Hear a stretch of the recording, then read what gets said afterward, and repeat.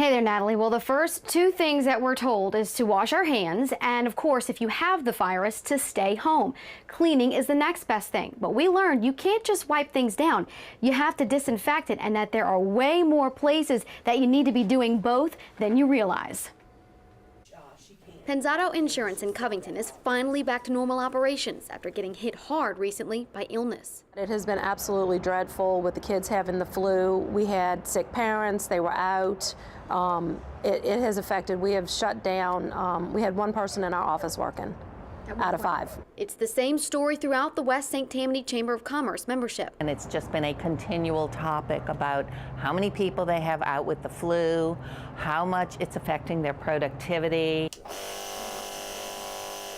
That's why Covington-based Natural Disinfection Solutions has been in high demand with families and businesses over the past few weeks. The acceptable number is 100 and below. So this is not an acceptable number for bacteria.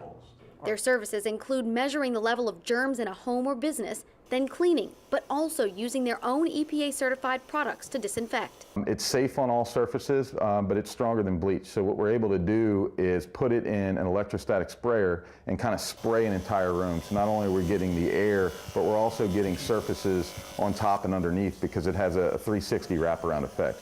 Co-owner Nick Licata says that access is important because the most critical places to clean don't usually cross our minds, like doorknobs, light switches, handles, and cell phones. The flu virus can live on a surface for up to 48 hours. So if you're not properly disinfecting it, it can keep getting passed back and forth. That's why the team has boosted many of their weekly cleaning clients to daily disinfectings, and they recommend you do the same. Now, whether you work with a company like the one we just showed you or you want to do this on your own, the key to disinfecting properly is to make sure the products that you're using label what they actually kill on the front, as well as detail how long it needs to be in place for it to be effective on the back. And whatever you do, make sure you hit those high-touch areas, which include door and faucet handles and those cell phones. Live in Covington, Ashley Rodrigue, Eyewitness News.